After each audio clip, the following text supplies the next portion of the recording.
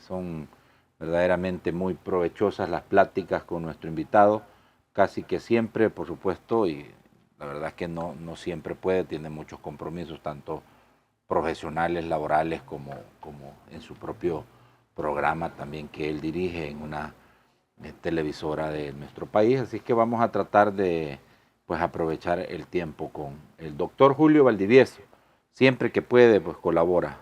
El hecho de pertenecer a la pandilla ya es delito. Entonces no tenés mayor... y ahora con la simbología, y por eso se hicieron las reformas penales, procesales penales, entonces simplemente aplicaron la norma al caso concreto.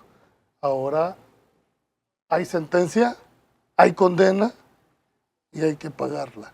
Sí. Así en ese orden de preferencia. Sí, pero lo más seguro es que, y a ver, esto es un tema de análisis estrictamente jurídico y legal, lo más seguro, doctor Valdivieso, es que todos estos pandilleros, la gran mayoría de estos más de 60,000 que han sido detenidos, van a ser condenados. Van a ser condenados, sí. Eso sí. Eso no me cabe la menor duda.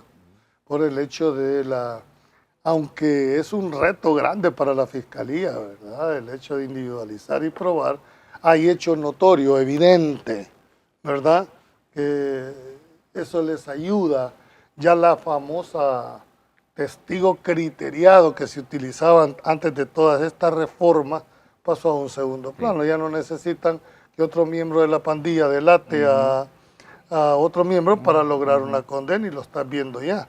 Estos 2,000 son personas resultantes, me imagino, no tengo toda la evidencia, pero resultantes ya de la aplicación de la nueva normativa. Sí, correcto. Bueno, está avanzando significativamente el régimen de excepción y el tema de la denominada guerra en contra de las pandillas, doctor. A juzgar por lo que estamos viendo en la sociedad, por el tema de una sensible disminución del tema del cobro de la extorsión, los mismos ciudadanos están, bueno, siendo prueba fehaciente, fiel de que en realidad en los territorios también hay un poco más de tranquilidad. Digo, no podemos decir que el 100% porque siempre la operatividad criminal muta, ¿verdad? Iba buscando cómo... En ninguna parte del mundo la delincuencia se controla. Exacto. Se termina. La podés controlar, porque ella lo que hace es mutar o se va moviendo territorialmente, ¿verdad? Si la golpeas aquí, empieza a caminar, pero uno de los puntos, y lo refleja la encuesta grande que ha tenido este gobierno, ha sido precisamente el tema de la seguridad, ¿verdad? Incluso gente que no es adepta a este gobierno, sí, lo ha reconocido. Lo ha reconocido, la percepción. Quizás el gran reto que tiene el gobierno y sobre todo las autoridades de justicia es minimizar el impacto en aquellas personas que no se las han llevado en la redada que han metido. Pero fuera de eso, no creo que todos, aún voces muy críticas, han reconocido pues esa labor, ¿verdad? ¿Tú te recordás cómo se instauró el régimen de excepción? ¿O por qué se inauguró el régimen de excepción? Fue precisamente por el disparo de muertes en un solo día de personas. Es decir, tenían la capacidad de poder subir o bajar, como que alguien sube un switch, ¿verdad? Creo yo que eso no era posible seguir, pero era una realidad. Una cosa son los análisis que tú puedes hacer con mente fría y otra cosa era la realidad que se vivía en el territorio. De todos era conocido. Incluso electoralmente hablando, si tú no llegabas a hablar con el palabrero de la zona, no podías entrar a hacer tu cuestión proselitista. Claro. Habrá que ver qué va a pasar en esta nueva elección, cómo va a estar esa movilidad. No, imagino que bien, porque los mismos políticos reconocían que no podían entrar a ciertos territorios si no es que mandaban mensaje al... Tenías que llevar piñatas, tenías que llevar, y sobre todo, pagar la cuota de... Primero pedir permiso, sí. dejar que el mandamás de ahí, vea, el cabecilla pandillero dijera que sí podés entrar. De ahí le ponía condiciones, le decía que tenía que llevar le decía a qué horas tenía que entrar y a qué horas tenía que salir. Esa era la triste realidad, reconocida por los mismos políticos. O yo imagino de que no es así, porque la misma población dice, no, bueno, yo voy tranquilamente de una colonia a otra a visitar a mi familia y no me pasa nada, cosa que en el pasado eso no. ¿Cómo se le iba a ocurrir a usted eso? No, además yo tenía gente que me decía que su muchacha, para poder ir a ver a su hermana, que vivían a 2 colonias de diferencia, ¿sí?, tenían que ir a un centro comercial, porque cada uno estaba en territorio de una manera diferente. Claro, eso lo ve la percepción y la población todos los días. Es decir, aquella persona que vendía, que era extorsionada, por supuesto que tienen un antes y después. Y esa es la percepción que tú te ves reflejada en las encuestas, Josué. O sea, hay algo que no se puede evitar y es la realidad. Y la realidad es la que se va a terminar imponiendo en el tema de seguridad. Cuando la gente compara cómo estaba antes y cómo estaba, aún sabiendo con el régimen de excepción que se han podido llevar a gente que no ha tenido nada, lo califica de bien. ¿Por qué? Porque está comparando una cosa con la otra. Entonces, eso no hay discusión. Sí. Tú, desde tu análisis, doctor Valideso, ¿cómo ves el futuro del régimen de excepción? Creo que lo van a mantener todo el año. Todo el año. Yo lo interpreto más hasta el último día de las elecciones, hasta que cambie la nueva asamblea. Hasta que cambie. Mayo del próximo año. Mayo del próximo año. ¿Y por qué? Porque tienen la correlación de fuerza para mantenerlo. Bueno, yo no sé si hay oposición política para empezar. Para empezar, creo que la oposición tiene que reflexionar, una oposición tiene que ser propositiva, una oposición tiene que ser constructiva, tiene que apoyar temas de país, tiene que apoyar en momentos determinados posiciones que sé que en algún momento se les complica.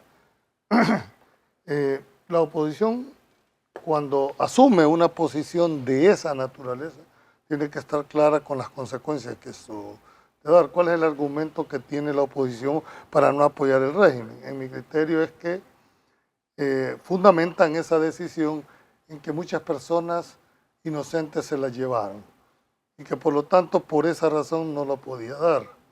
Y es posible que así haya sido, que hayan personas, el mismo gobierno ha reconocido que hayan habido personas, pero que han sido puestas en libertad. Ahora, las consecuencias, pues hombre, la van a tener hoy en las elecciones. La gente analiza perfectamente cuál es el rol que juega. Yo creo que en el tema específico del régimen de excepción no ha habido ninguna posición muy favorable a la oposición. Es más, cuando tú le preguntas en las encuestas a las personas qué opinan del régimen de excepción, mira el porcentaje que te dice que sí lo aprueba. Entonces quiere decir que la medida política ha sido la más adecuada de la oposición. Sí. Porque vos podés apoyar y no dejar de estar señalando. Es decir, perfectamente podés decir, mire, sí vamos a apoyar el régimen de excepción, pero es necesario que nos aclaren tal cosa. Es necesario de que se depure tal cosa. Es decir, ese es el rol que debe de estar jugando una oposición, ser vigilante. Pero cuando tú decís no, creo que esa forma es lo que les va a traer costo. Sí. Les va a traer costo. Pero bueno, cada uno es libre de pensar como quiera y de creer como quiera. Acordémonos que un año antes de las elecciones, según... El código municipal. Ajá. No el código electoral. Sí, no se puede. Es que en el código municipal también te dice que es un año antes, y en el código electoral te dice que un año antes no puede hacer. Sí, pero eso no, siempre y cuando no lo deroguen. O sea, en la reforma perfectamente pueden modificar y decir que en lugar de 1 puede ser 6 meses o simplemente lo derogan. Eso, en mi criterio, no es impedimento. No es impedimento. O sea, que ese periodo fatal. Claro, porque si ahorita reforman esa disposición y la derogan, ponerle, ya no hay impedimento. Pero dice un año antes, ¿y ese año antes cuándo es? Ya estamos a un par de días. A un par de días. Pero creo que debería de haber algún movimiento entonces esta semana. Esta semana, si es que se quiere irse por la tesis que tú estás planteando, que es correcta, ¿verdad? Aunque yo te digo, la otra no se descarta que puedan derogarla. Pero al margen de las dos decisiones, creo que este es un tema, José, que no viene desde ahora, a eso me refiero. Okay. Ha sido, dijéramos, posiciones, bueno, creo que el actual vicepresidente de la República presentó incluso una tesis, él dice que con 50 diputados era más que suficiente, ¿verdad? O sea, no es un tema que nació hoy, sí. Es un tema, lo que pasa es que las consecuencias políticas de una decisión de esta magnitud solo puede darse con la chequera política que tiene el presidente. Es decir, ese respaldo político que tiene le permite hacer, o le permitiría hacer, mejor dicho, esta decisión, porque no creas que los anteriores no lo vieron, pero no tenían ni la correlación, ni la fuerza, ni el respaldo político para hacerlo. ¿Cree usted que así sea? Sí, no es. ¿Cree usted? Porque la crítica es que se ponían de acuerdo para otras cosas. Pues sí, pero hoy la ventaja de este gobierno es que tiene que preguntarle en la asamblea. No, pues claro, y ahora hay una cosa que también es importante, vea, que el poder, ¿para qué? Para ejercerlo. El poder que le ha dado el pueblo salvadoreño al gobierno y a por los eso diputados. le da la legitimidad que tiene el presidente, es, ¿verdad? Muchos definen las minorías como el consenso. El poder de las minorías es el consenso. Porque cuando tú estás en minoría, querés que todo se haga por consenso. Y cuando estás en mayoría, querés aplicarla, sí, ¿verdad? Sí. Es lógico, Josué. La Asamblea Legislativa es el órgano político por excelencia, donde las correlaciones son las que mandan. Si tú tenés la suficiente correlación de fuerza, está dicho todo. Grités, patalees o digas. Lamentablemente así es en ese tema. Sí, porque también hay otro dicho, ¿verdad?, de que no se negocia con débiles, ¿verdad? Sí, es que vos negociás de acuerdo a tu correlación. Si vos sabes que tu correlación es lo suficientemente fuerte para poder incidir en la decisión, van a llegar a hablar con vos. De lo contrario, no es así. Sí. Esa es una realidad. ¿Qué razón tiene después de que se emite una resolución que el Tribunal Supremo Electoral haga un comunicado diciendo que las resoluciones de la Sala de lo Constitucional son de estricto cumplimiento y se cumplen? Pero si revisamos el comunicado, ahí no habla de lo que ellos dicen, como no, vamos a proceder, porque no es lo mismo la candidatura, como dice usted, que la... A ver, ellos son jueces electorales, Ajá. ¿verdad? Y más de alguno puede estar pensando en que pueden hacer uso del control difuso que tienen los jueces al momento de aplicar una ley a un caso concreto. Particularmente creo que en este caso no están habilitados esa parte por una razón. La resolución judicial no les anduvo preguntando si la querían cumplir o no. Ordénasele. O sea, esa frase que utiliza... Es imperativa. Es imperativa. Es correcto. Es una orden. Es una orden, con las consecuencias que implica el hecho de no acatar una orden jurisdiccional. Pero tú tienes razón, todos han externado unas posiciones individuales, pero no lo han externado como órgano. Yo debo de asumir que si a alguien le notificaron, en este caso, esa resolución... Oficialmente, Oficialmente, debieron de haber conocido y se debieron de haber pronunciado al interior del colegiado. Que no la sepamos es otra cosa, pero no me cabe que no es posible que no la hayan conocido. Y entonces, al haberla conocido, ya externaron opinión al respecto, ¿verdad? Entonces, habrá que ver. La verdad es que yo siempre he criticado esa parte del ¿Y no es momento, doctor, para emitir una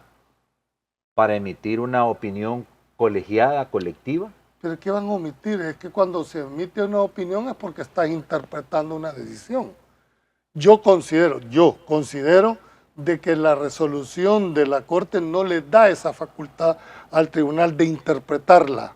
Les está ordenando. No tienen nada que discutir. Esa es mi posición, ¿verdad? Pero cada uno puede perfectamente estar haciendo. Lo que pasa es que este tribunal y todos los tribunales ni han sido tribunales superiores y mucho menos en materia como máxima autoridad. Entonces va a ser interesante lo que usted dice. Ajá. Eso quiere decir que ellos van a evaluar en el momento oportuno la inscripción o no de todos los candidatos, alcaldes, diputados y presidente de la República. Pero es que se supone que ese ejercicio lo hace siempre el Tribunal Supremo Electoral. Debería. Ah, claro. Debería, pero hay veces que no lo ha hecho de esa manera. Hay veces que no lo ha hecho de esa manera. Toda inscripción o denegatoria de inscripción tiene que estar motivada, tiene que estar fundamentada, respaldada para esa forma. El Tribunal Supremo Electoral no deja de ser un juez electoral. Es decir, por eso que muchos te dicen, mire, yo no voy a externar criterio porque me pueden... Es que no se trata de externar. Si ustedes ya no les dieron chance de poder aplicar, en mi criterio, el control difuso. Pero vámonos al peor de los escenarios. Pues. Me voy a ir por el argumento que ellos mismos están manejando. Sería un contrasentido.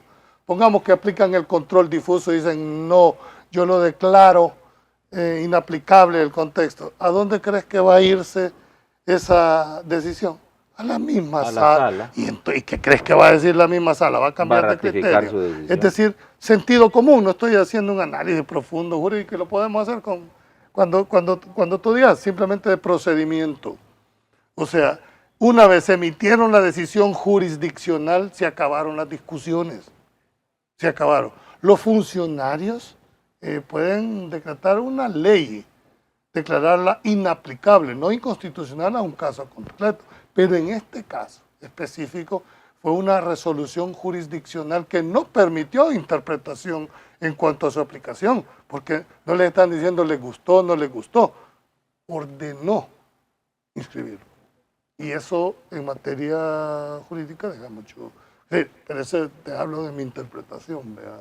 Creo que su interpretación es la misma de otros abogados como Francisco Bertrán Galindo. Habría que... La Constitución permite a los jueces, a todos los jueces en términos generales, declarar la inaplicabilidad de una ley. Por el control difuso. Por el control difuso. Es decir, eso es inherente al cargo de juez. Y ellos son jueces electorales. Porque en este caso, en mi criterio, digo que no aplica, porque no les dieron ese margen para poderla. Fuera una ley, te dijera, bueno, ellos tienen esa facultad y declaran inaplicable la ley a este caso y mandarlo a la Corte. Hagamos comparaciones, pues, ¿verdad? Las comparaciones son un tanto ingratas, ¿verdad? Pero hay que hacer. Cuando cancelaron al CD, por ejemplo, fíjate que los magistrados de la sala que era considerada aquella de los magníficos, cuando les preguntan, es que nosotros no les hemos ordenado que cancelaran al CD, dijeron. Claro. Dijeron los mismos magistrados que emitieron una resolución. Y cuando votan en el Tribunal Supremo Electoral, dice, no, es que la sala no nos dijo que teníamos que nosotros cancelarlo. Entonces, pues le tiraban la pelota a uno. En este caso, ¿tú crees que no es así? No, es que hay una definición. O sea, tenemos que estar claros. Esta es una decisión jurisdiccional del máximo, que yo no uso esa palabra porque estoy en contra de intérprete de la Constitución, pero yo le llamo... en la última instancia en materia constitucional, ¿verdad?, emitió una decisión al respecto. Eso jurídicamente ya no es discutible. O sea, entramos a la segunda etapa. ¿Cuál podría ser el único argumento que a mí se me ocurre que pudiera hacer? Es el control difuso que puede hacer un magistrado. Y de hecho todos lo han externado así. Yo no quiero decirte nada, la va a cumplir. Usted, que es un periodista investigativo, debería preguntarle cuando tenga a los magistrados, ¿la va a cumplir o no la va a cumplir? Punto. Aquí no hay términos medios.